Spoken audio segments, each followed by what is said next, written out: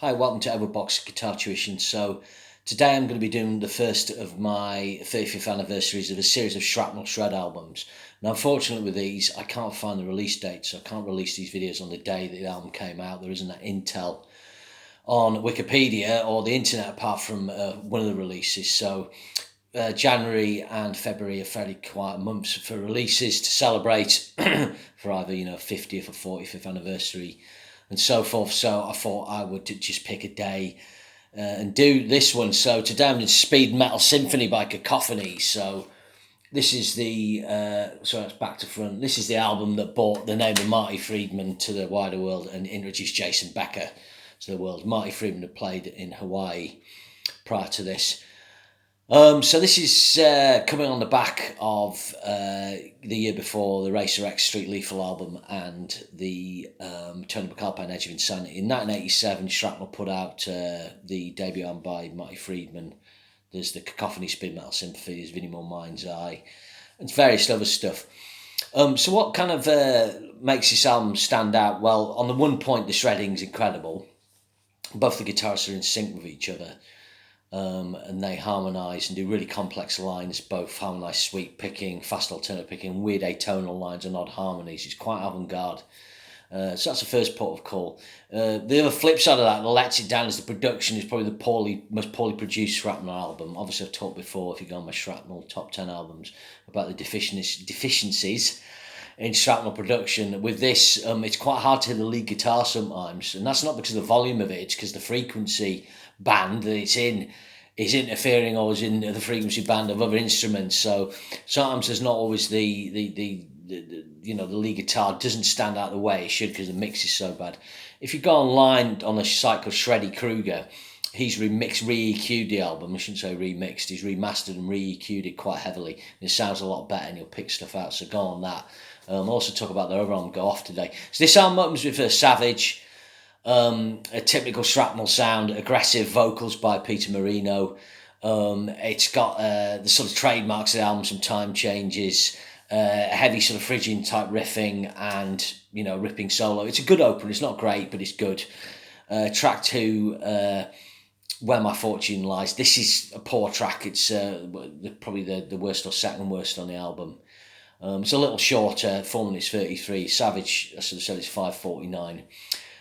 Track 3, Things Pick Up. Now on my CD, if I show you that again, back front, you can't actually see the title for this. It's Ninja. For some reason it's missing. Maybe this is a rarity, this CD print. But Ninja's 7 minutes and 25 seconds. So this is more ripping. It's got quite a cool chorus. And it's got lots of explorative passages of guitar and so forth. And then side 1 on the original album finished with Concerto, and this is the only instrumental track on the album. Not the only instrumental track, it's the first instrumental track, sorry. This is 4:38, this is really cool. Here you can hear the guitars left and right, you can hear how much articulation Friedman and Becker have. And I think you can see how Marty Friedman's taken Jason Becker under his wing, so Jason Becker's kind of had to adapt to Marty Friedman's style in a lot of ways with a weird sort of semitone bends into the correct notes and uses of pentatonic major and minor, but principally the Japanese pentatonic scale. For the musos out there, that's 1 3 flat 3 5 flat 6, and that's it. So and then you're back to your octave. So it's a really cool kind of 2-finger pattern. You can play with that. It gives it a sort of Locrian type of shape. But this is just great. Really, really cool shredding on it. And lovely arpeggio passages. So that finished the original side 1 of the vinyl. Side 2 opens with the other weak track, which is Burn the Ground. I'm just looking at a few notes. Very start. Yeah, it's got an atonal start on this. At the end, it does a weird kind of chromatic thing as well, a bit Flight of the Bumblebee.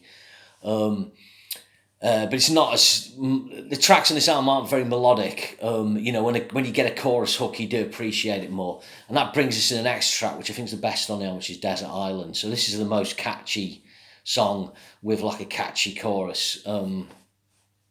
The lyrics are quite funny. It's just about leaving the world behind and going to a desert island. But again, it's got a catchy hook. Peter Marino's vocals are more palatable on this. His vocal style fits into the typical Shrapnel mould of sort of aggressive metal singers. like Carl Albert of Vicious Rumours, Jeff Martin, Racer X, Rob Rock on a Project Driver album. They're really good singers, but they haven't got the melodic pleasantness that a Dio or Halford or those kind of guys would have. But he's technically a good singer. He tends to double track stuff, which I think over-eggs it a bit. The album finished with 9 minutes 33-minute track, Speed Metal Symphony. This is the title track. This is the showcase of Marty and Jason's chops. So it's a big long piece. Again, you can hear the guitars left and right. And the end of the track's incredible. Basically, they do a cacophony of guitars. The kind of the tracks going and other guitars come in, which are kind of nothing to do really with the track, but in harmony from something else. It's crazy. They do crazy stuff like this. And that kind of finishes the album. I've got to admit, I've played this album like 10 times recently, but it's quite hard to kind of remember everything. It's quite hard to kind of get a hook on. When it first came out, I heard it, but I just kind of avoided it because I was kind of shredded out at that time. I had enough kind of neoclassical stuff. And then there's other periods in my life where I've tried listening to it, but the production's always put me off. But I've tried to give it a really good go for this this video, and I think I'd give it a 6.5 out of 10. I would recommend, like I say, listening to this remaster online. I think that the cool elements that Cacophony do can be sort of a turn off for probably the average listener. On the next album I'll quickly talk about Go Off, they sort of try and be more commercial. It even shows the album cover, which is kind of more of a day glow 80s thing, and it's kind of pushing more of a band dynamic on the back. But this opens with X-Ray Eyes, which is 5 minutes 11. This is a good track. I'd say it's not great. Again, just saying, if you go on this Shreddy Krueger remaster thing, it A-Bs these tracks. So he shows the original mastering and then his mastering. He A-Bs them. It's really interesting. There's a lot of mid on this, particularly on the guitars. So it maybe scoops it a bit too much, but it really does improve the sound. So on this track, it's got a great solo. I think you can sort of define Marty and Jason more on this. They've kind of got their own sound separated a little more. Marty does his cool bends. Because people forget Marty, for him, just been quite cool, sort of bluesy kind of bends. He's got a weird take on that, along with his odd semitone and Japanese type stuff. And Jason kind of changes time signatures, does a cool sweep picking, sort of Mixolydian arpeggio passage. Track 2 is one of the best tracks, ESP. This has got a really good riff, really good Phrygian dominant riff. It's heavy. It's got a better structure, it's better pre-chorus and a cool chorus on it. Strong vocal. Jason, I'm just looking here, does he do whammy slurring? Yeah, no, that's track 8. Sorry, apologies. I'm just looking at my notes there. But it's a good track. I like this one, and it's probably like the best track the band has written up until this point. Things take a big dip with Stranger. This is quite weird. They've obviously tried to do a short, catchy single track, but it just doesn't suit the band. It's 3 minutes 25.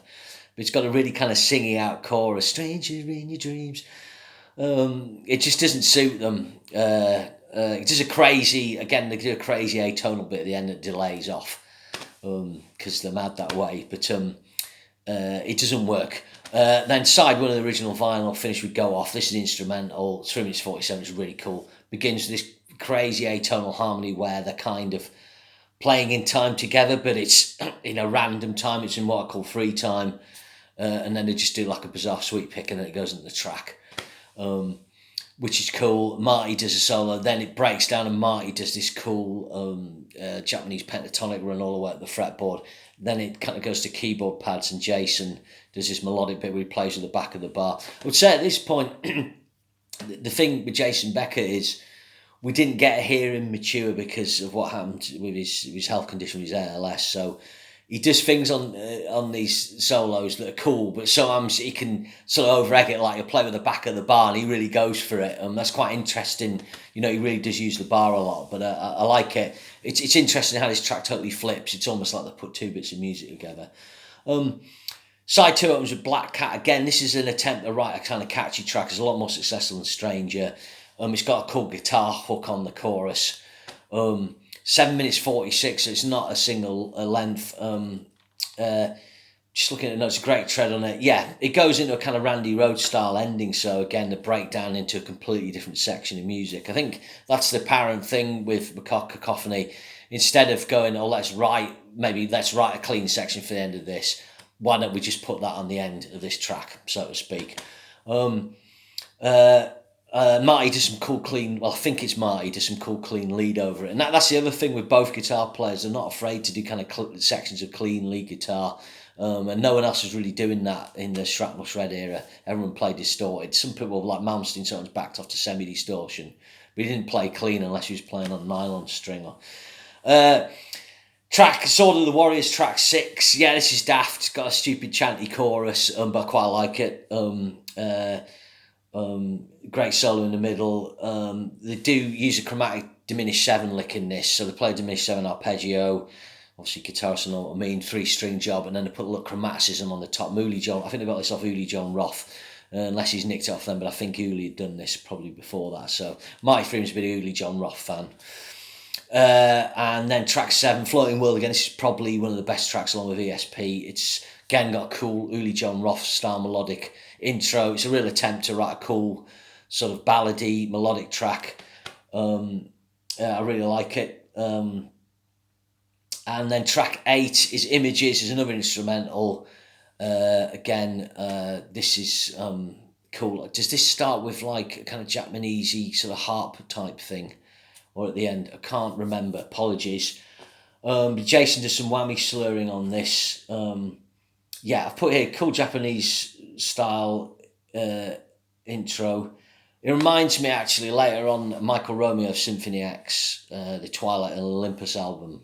There's a track, is it Lady of the Snow, I think, and he uses a kind of Japanese pentatonic scale for the pick part of that, and it's probably been inspired by this, I would say. But yeah, it's a cool ending. Again, it kind of breaks down into Jason Becker. So this album's, I give this 7, maybe 7.5.